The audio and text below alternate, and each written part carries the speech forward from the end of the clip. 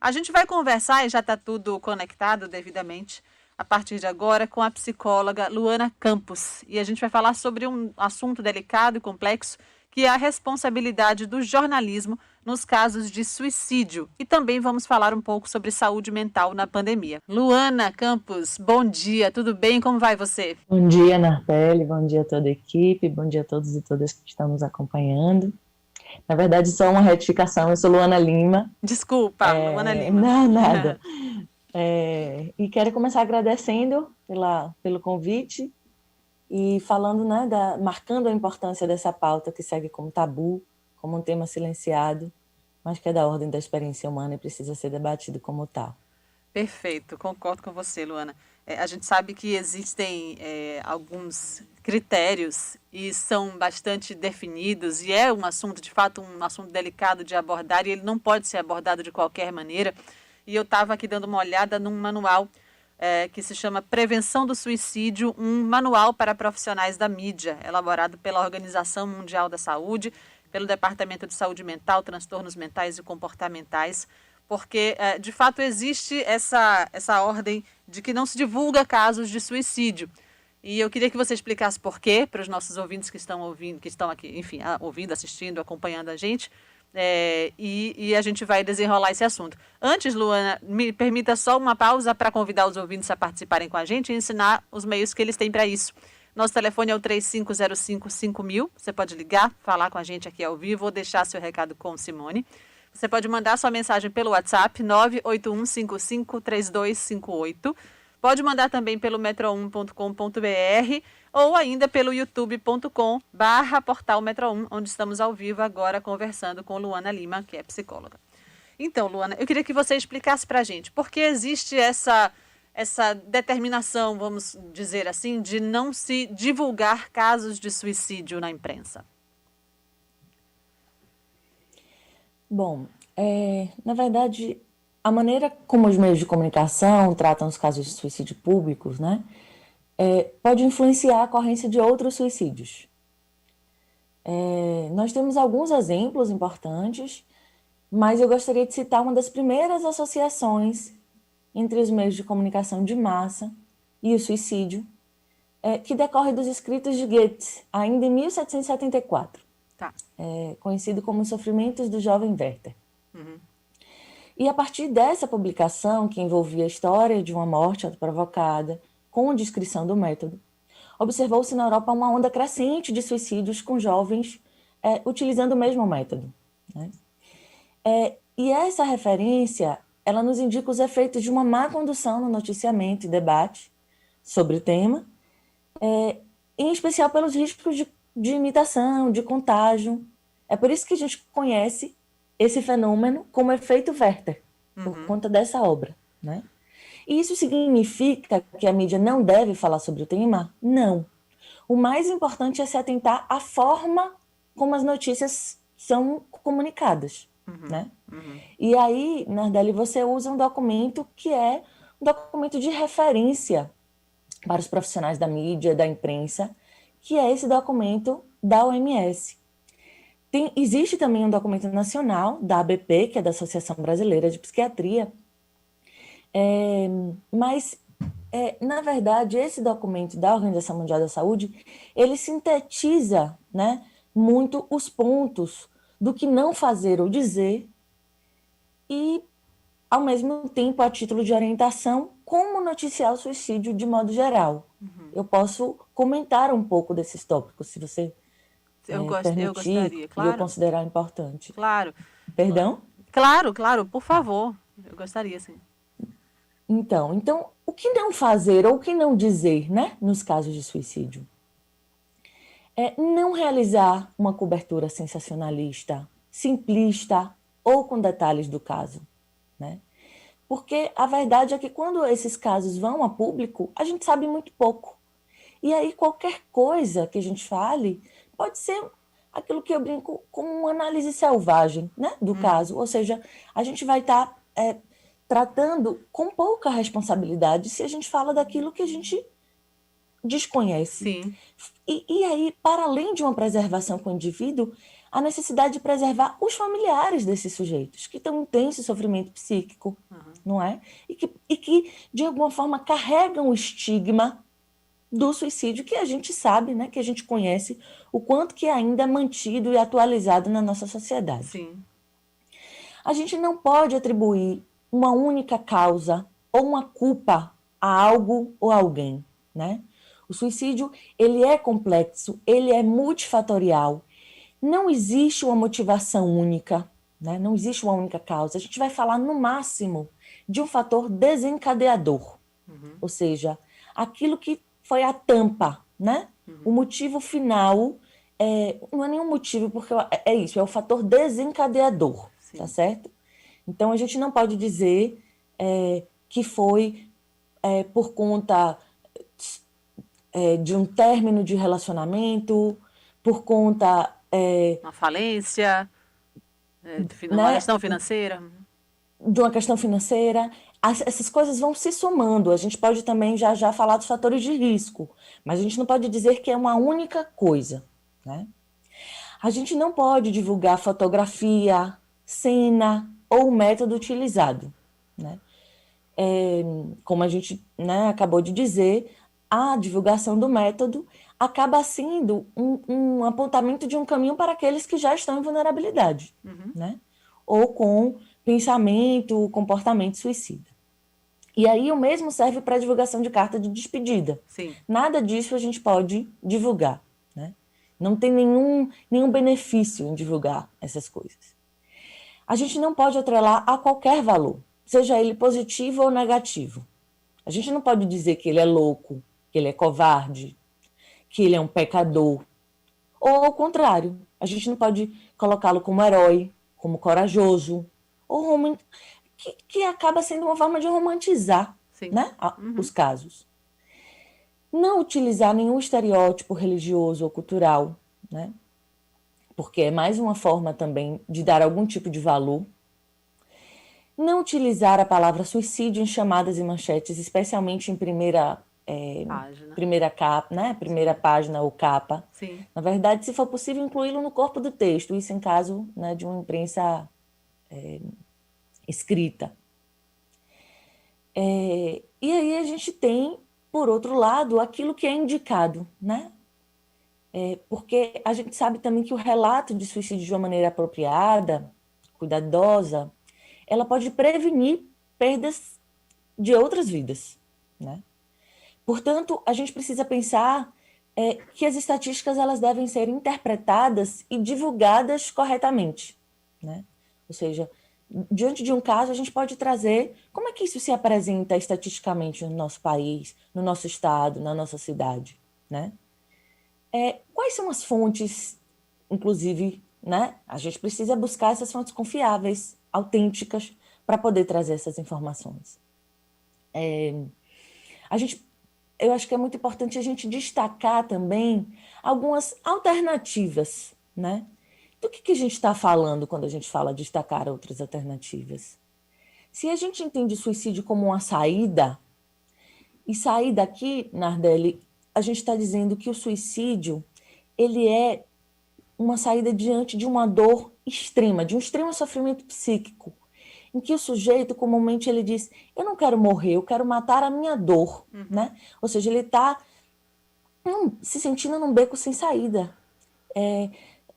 Então, a mídia tem um papel de mostrar, olha, a gente tem tais serviços, a gente pode... Esse caminho aqui de fortalecimento da rede de apoio, a busca por uma orientação profissional especializada, pensar outras formas de saúde mental, inclusive porque a saúde mental ela supera, né, a questão dos profissionais especializados, mas, ou seja, da gente mostrar o que está aí, né? Por exemplo, uma lista com telefone de endereços e serviços, né?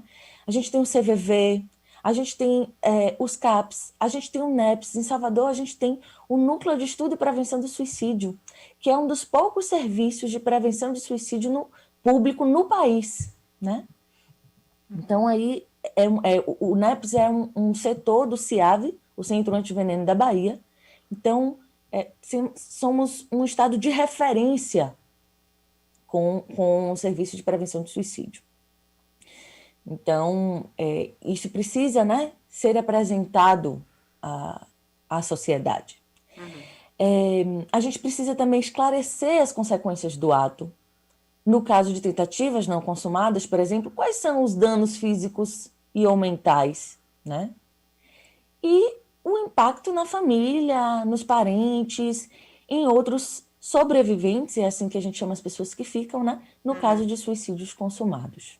Perfeito. É, Luana, e eu aí, queria te... finaliza. Sim, pois não, pode, finalize. Não, É desculpa, que eu só tenho... para finalizar, assim, Aham, né? claro. Eu acho que essa empatia, o cuidado com os sobreviventes em relação ao seu luto, como é que eles também podem buscar ajuda. E, por fim, compartilhar os fatores de risco e os sinais de alerta como uma forma de incluir a sociedade, né, na prevenção do suicídio. Perfeito. Luana, para quem está chegando agora, a gente está conversando com Luana Lima, ela é psicóloga, e a gente está falando um pouquinho sobre de que maneira se pode ter uma cobertura responsável da imprensa em casos de suicídio. Porque, em geral, o que a imprensa faz é omitir esses casos, né? É não noticiá-los. E existem várias razões para isso, porque muitas vezes a cobertura é ali rápida, comentários improvisados que podem fugir a esses critérios seguros da transmissão de uma notícia como essa. Porque, para quem está ouvindo a gente, pensa assim, nossa, mas não, ninguém vai cometer suicídio porque viu que alguém fez isso. A maioria das pessoas não tem ideações ou inclinações suicidas, mas as pessoas que estão em situação de vulnerabilidade, como Luana falou, podem se sentir encorajadas ao ato, né, do suicídio por ver uma cobertura ou por ver um método descrito de como foi feito ou pela espetacularização da cobertura, por exibir uma foto da pessoa na primeira capa, enfim, por uma série de situações. Agora, eu queria, Luana, que você falasse um pouquinho sobre a curiosidade humana em casos de cobertura de morte, ou, por exemplo, quando a gente está no trânsito, vê um acidente e a gente quer parar para ver, ou quando a gente sabe da notícia de um suicídio, a gente quer saber mais sobre a pessoa, a gente quer ler a carta de despedida, a gente quer saber por que o ser humano tem essa curiosidade meio mórbida.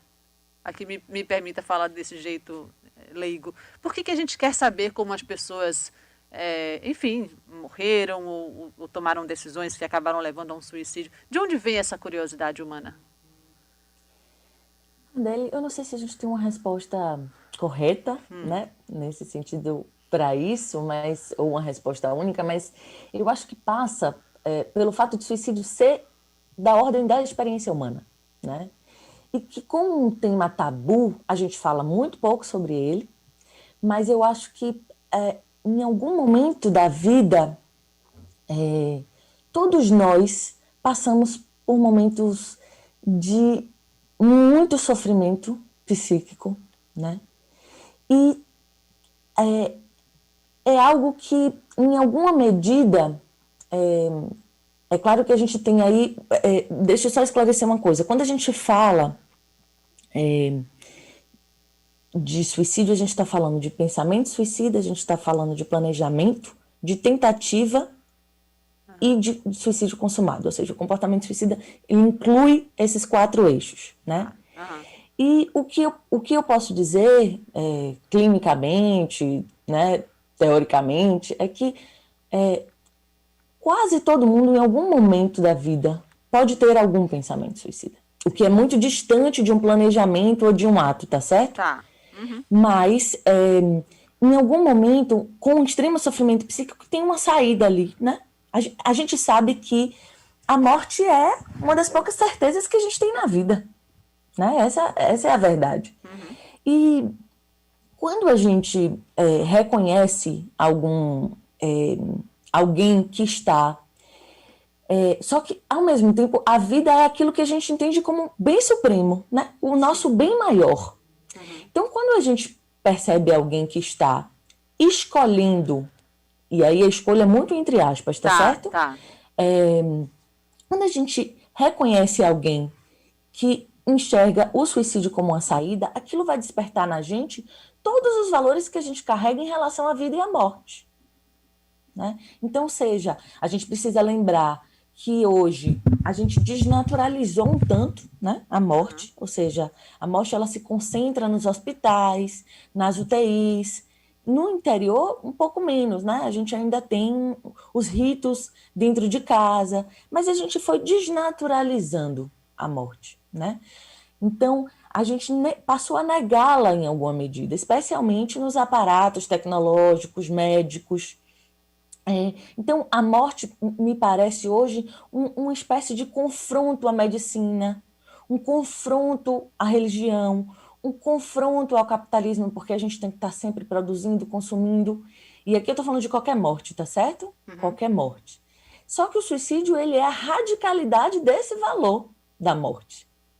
E a gente tende a negar e ter um repúdio, até pelo estigma histórico que a gente criou em relação a isso, baseado em 3 principais eixos, que é o pecado, o crime e a loucura. Aí pensando nos transtornos mentais. A gente tende a enxergar esse sujeito muito a partir desses símbolos, ou de um pecador, ou de um criminoso, ou de um sujeito louco transtornado. Então, quando a gente vê ou sabe, ou reconhece, a gente tem uma tendência de querer entender aquilo que para a gente é da ordem quase do incompreensível, né? Então, os sujeitos vão reagir a isso trazendo os seus valores e os valores sociais atrelados a isso. A gente, inclusive, hoje tem uma lei que é alguém que motiva, que ajuda um outro a se matar, por exemplo, pode ser preso, né? É crime. Ou seja, se a gente tem um suicídio numa via pública, como já aconteceu, gravar ou incentivar o sujeito a se jogar ou a cometer o ato, isso é crime. Então, essa é uma forma, inclusive, da gente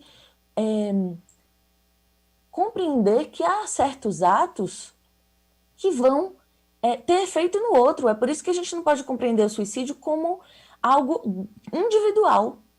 O indivíduo ele está localizado sempre em relação com o outro, com a sociedade. O suicídio também é um reflexo disso, das relações humanas. Sim, né? Sim. Luana, eu tô com uma pergunta aqui de Zé Eduardo. Ele não está aqui com a gente hoje, ele não pôde estar alguns dias nessa semana, mas ele está acompanhando e ele está com uma pergunta que ele gostaria que eu passasse para você. O que é o que a gente conhece como surto psicótico? E ele traz um exemplo que aconteceu há alguns dias com um policial no Farol da Barra, que, enfim, teria o que se chama de surto psicótico e acabou morrendo por consequências do que ele acabou fazendo naquele dia. Queria que você falasse um pouquinho sobre o surto psicótico, que a gente costuma chamar de surto psicótico, o que é que leva uma pessoa a ter um ato extremo, de repente, ou eu acredito que você vai dizer que não é de repente, eu acredito nisso também, porque nada acontece, né, assim do nada, é uma construção que vem ali, que de repente, como você falou, a tampa chega e a pessoa vai a um ato extremo. Tá. Então a gente vai falar de estruturas, né? Partindo aí talvez sem querer teorizar, mas eu parto, né, da psicanálise, portanto a gente entende o humano a partir também de estruturas, né? Então a gente vai ter o que a gente chama de neurose, psicose e perversão. São estruturas. A neurose a gente é o que a gente no senso comum entende como os normais, muito entre aspas, mais uma vez. E os psicóticos, aquilo que a gente vai estar é o que a gente fala, por exemplo, de uma esquizofrenia, né? É dentro da psicose o nosso mais conhecido. E essas manifestações, elas desses sujeitos, são sujeitos que têm uma estrutura que inclui aí a possibilidade de alucinações e delírios, né? Quando a gente fala de uma crise psicótica, a gente fala exatamente desses momentos em que o sujeito ele pode ter experiências de delírio e de alucinação, né? Claro que, como você falou, nunca é do nada, né? Esse sujeito ele vai ter um delírio ou alucinação de acordo com as suas experiências, de acordo com o momento social, com os valores que ele incorpora, com essas descrições, né? Os sujeitos, como eles escutam, comumente esses pacientes falam, né? De escutar vozes, por exemplo, indicando o que fazer, né? Em determinados momentos. É isso que é o que a gente pode chamar de surto psicótico. E muitas vezes esses sujeitos vão passar a ato, né? E aí a gente pode falar de vários atos, incluindo o ato suicida, tá certo? Agora, o que a gente precisa pensar também, principalmente quando a gente coloca um caso muito bem localizado, que foi o que aconteceu em Salvador, há aí uma discussão dentro da suicidologia de como alguns atos, Nardelli, eles podem ser compreendidos também como atos de risco que podem envolver um comportamento suicida sem que o sujeito seja o protagonista desse ato. Sim. Né? Ou seja, dele se colocar numa situação em que ele sabe que ele pode ter um risco de morte. Isso não deixa também de ser um comportamento suicida. Né? Então, não sei se respondi a pergunta, mas acho respondeu. Que por aí. Luana, eu queria muito te agradecer pela sua disponibilidade para a gente conversar sobre esse tema, que sem sombra de dúvida é um tema bastante delicado, mas que precisamos falar sobre isso até para chamar as pessoas, os familiares, os amigos, as pessoas que estão próximas de alguém que possa emitir um sinal de alerta para a prevenção dos casos de suicídio. Muito obrigada, Luana, e até uma próxima oportunidade. Obrigada a você, obrigada a vocês. Valeu. Conversamos com Luana Lima, psicóloga.